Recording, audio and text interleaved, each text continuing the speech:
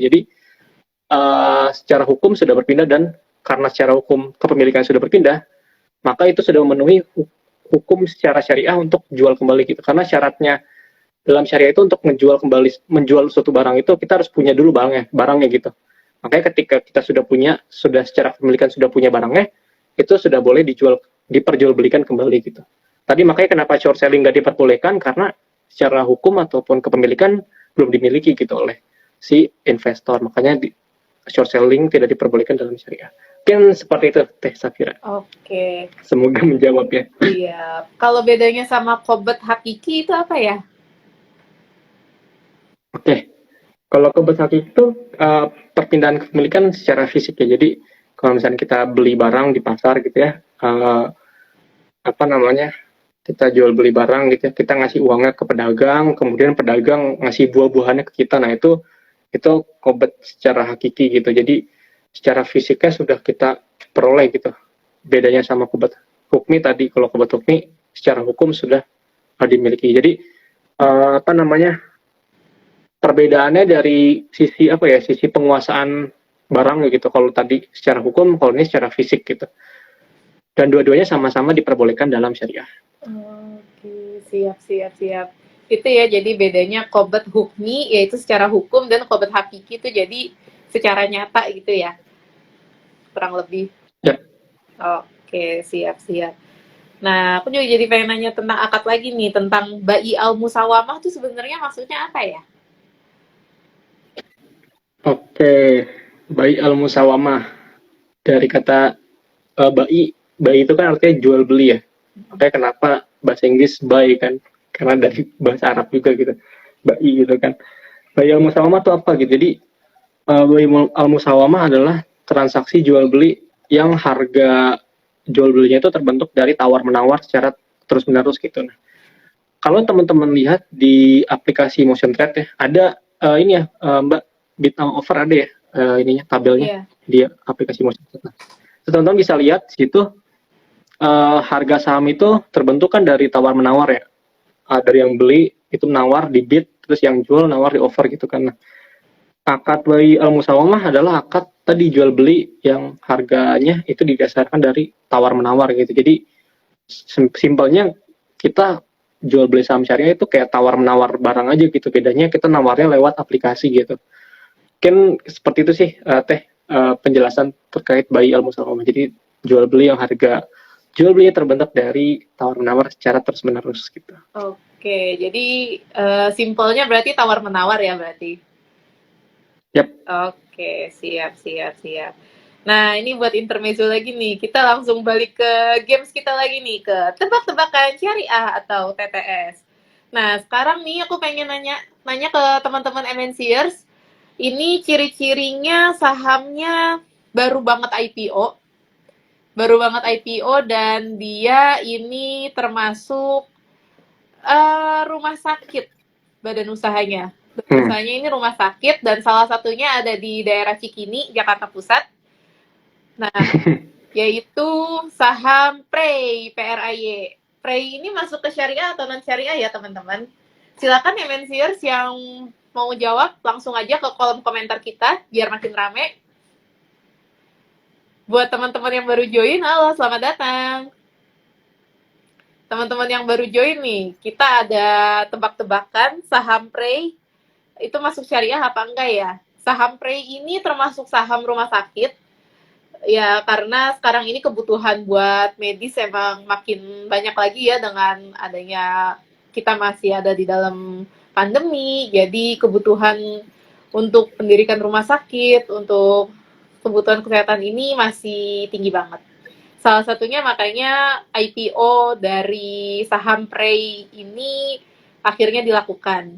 Gitu. Silakan yang baru join bisa langsung tebak, PREY masuk ke syariah atau non syariah?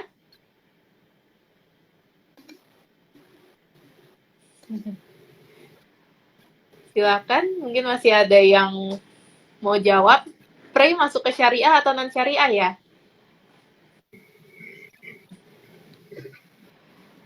Oke, kalau gitu langsung kita jawab aja nih, Mas Wildan. PREY itu masuk ke syariah atau non syariah? 1, 2, 3. Yes, bener banget. Prey atau saham dari ini saham rumah sakit ya, salah satunya ada di Cikini, yaitu Primaya Hospital Rumah Sakit PGI Cikini. Itu salah satu rumah sakit yang berada di bawah naungan saham Prey ini. Jadi saham Prey ini masuk ke saham syariah ya, MNCers. Nah, kalau boleh tahu kenapa ya Prey ini masuk ke saham syariah?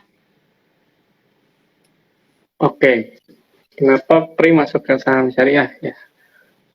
Pertama, kita dari kegiatan usaha utamanya dulu gitu kan. Karena Pri ini kan bukan rumah sakit syariah, bukan rumah sakit Islam ya. Iya. Mungkin kalau rumah sakit Islam bisa aja kita masuk ke saham syariah. Karena bukan rumah sakit Islam, maka harus ada seleksi dari OJK gitu. Terus pertama dari kegiatan usahanya rumah sakit gitu kan, sesuai dengan prinsip syariah gitu. Bahkan bagus gitu kan, menolong orang gitu kan kalau rumah sakit. Terus kedua dari utangnya berbasis ribanya itu sangat kecil ya. Bahkan kalau setahu saya mungkin nggak ada ya. Setauku mungkin nggak ada gitu. Utang berbasis ribanya dibanding total asetnya itu nggak ada. Dan dari pendapatan non halalnya pun masih di bawah 10% gitu. Jadi si Pri ini memenuhi 3 kriteria screening yang dilakukan oleh Otoritas Jasa Keuangan gitu. Makanya kenapa Pri ini sesuai dengan kriteria saham syariah. Mungkin demikian gitu. Kalau kita ngomongin saham ini masuk syariah apa enggak, mungkin gampang ya. Kenapa masuk saham syariah gitu? Karena pasti memenuhi 3 kriteria tadi. Tapi mungkin agak susah ketika kita melihat, oh saham ini kenapa nggak sesuai syariah gitu. Karena tadi kita harus cari alasannya kenapa nggak sesuai syariah.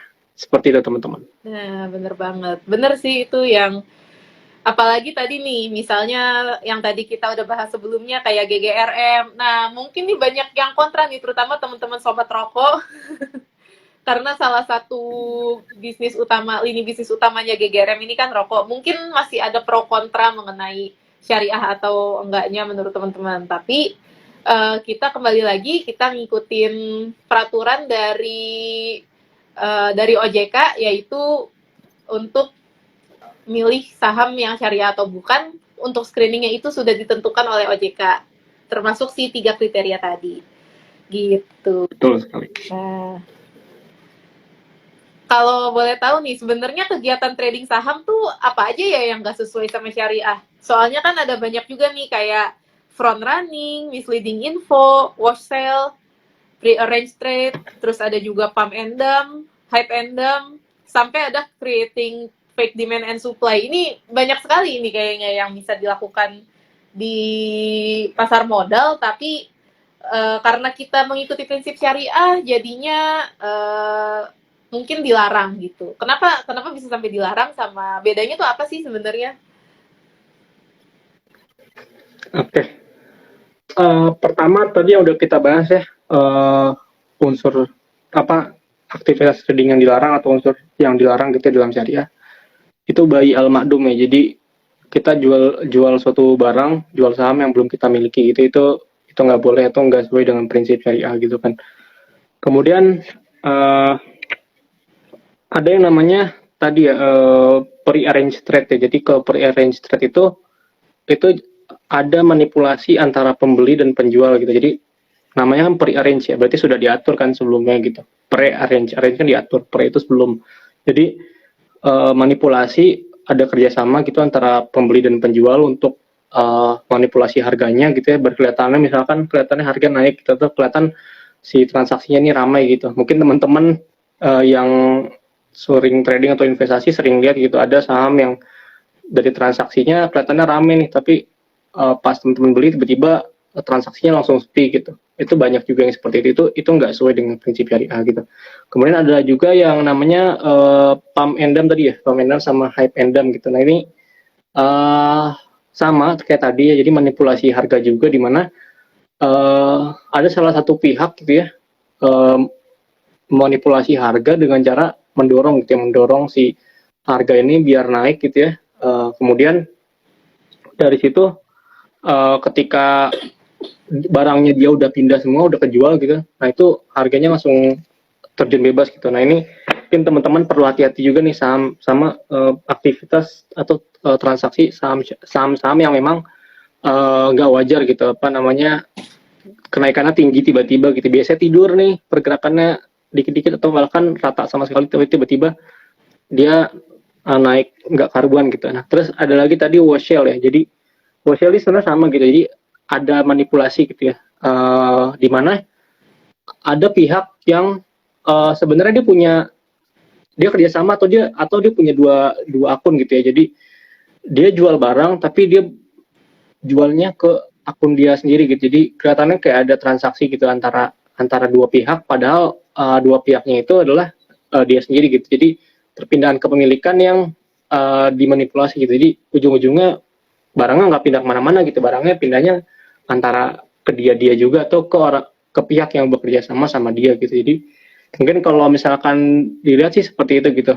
Kemudian juga yang nggak sesuai syariah, kalau misalkan teman-teman trading dengan margin gitu, itu juga nggak boleh atau nggak sesuai dengan prinsip syariah gitu, karena teman-teman minjam dan di situ ada bunga, dan dari bunga itu ada unsur riba gitu, makanya nggak sesuai dengan prinsip syariah. Nah, mungkin kalau teman-teman mau gampang gitu ya transaksi saham syariah gitu ya, bisa pakai SOTS gitu, bisa buka, mungkin yang belum gitu bisa buka aplikasi trading syariahnya di Motion Trade ya, di MNC gitu. Jadi fungsi SOTS ini itu untuk membantu teman-teman biar transaksinya sesuai dengan prinsip syariah gitu. Karena ketika teman-teman pakai SOTS, teman-teman bakal langsung keblok nih kalau misalkan mau beli saham yang non syariah atau melakukan transaksi yang nggak sesuai syariah tadi gitu sih.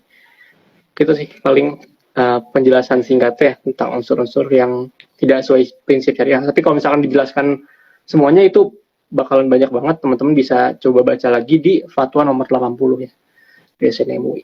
Oke, siap. Terima kasih banyak nih penjelasannya Mas Wildan. Jadi ternyata gitu ya teman-teman, ternyata banyak sekali hal-hal yang dilarang dalam melakukan trading saham syariah ini. Jadi inti utamanya adalah manipulasi. Nah, ini nih yang sering terjadi nih, ada orang yang manipulasi atau mungkin ada yang jadi bandar dan memanfaatkan momen. Nah, ini sebaiknya jangan diikutin ya teman-teman. Jadi lebih baik teman-teman ikutin aja trading yang sesuai dengan prinsip syariah gitu. Nah, gimana kalau konsep goror atau spekulasi dalam trading syariah ini gimana ya contohnya? Oke, unsur goror ini yang paling apa ya, paling butuh effort sih buat menghindari gitu. Terutama teman-teman yang memang mau trading gitu. Bahkan untuk investasi juga perlu perhatian goror gitu. Kenapa? Karena sebelum investasi kan pasti kita beli dulu barangnya gitu. Nah, sebelum beli, untuk menghindari unsur goror, jadi goror itu kalau menurut fatwa DSN-MUI itu ada 3. Jadi dari segi kualitas objeknya, kuantitas objeknya, sama penyerahan objeknya gitu. Nah, dari penyerahan objeknya udah jelas gitu ya, perpindahannya dari rekening efek penjual ke pembeli gitu, atau dari rekening efek pembeli ke penjual di Kustodian Sentral Efek Indonesia gitu, di KSEI. Sudah jelas kita perpindahan penyerahan objeknya sudah jelas gitu. Kemudian dari kuantitas objeknya, itu di aplikasi trading sudah jelas juga gitu. Teman-teman beli berapa lot, itu pasti kelihatan gitu.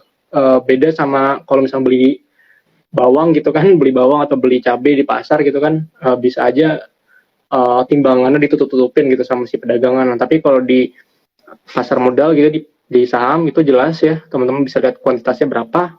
Jadi kalau misalnya teman-teman beli 100 lot ya, yang nyampe ke teman-teman ya 100 lot gitu. Nah, yang nggak bisa itu kualitas objeknya gitu. Kenapa gitu? Sebenarnya dari bursa efek gitu ya, itu sudah terbuka mengenai kualitas objeknya. Jadi kalau kita ngomongin saham, berarti kualitasnya bisa dilihat dari laporan keuangan perusahaan gitu ya, laporan tentang perusahaan gitu. Nah, itu udah terbuka sekali ya, sudah dipublikasikan baik di website perusahaan maupun di website Bursa Efek Indonesia gitu. Bahkan mungkin di aplikasi trading juga bisa dilihat ya rasio-rasio keuangannya. Nah, dari kita udah ngasih tahu nih, ibaratnya kalau di toko kita udah ngasih tahu nih, misalkan barangnya ini ada yang robek atau apa, kita udah ngasih tahu nih, udah kita kasih label juga gitu, notasi di sahamnya kalau misalkan ada aktivitas yang nggak wajar gitu. Nah,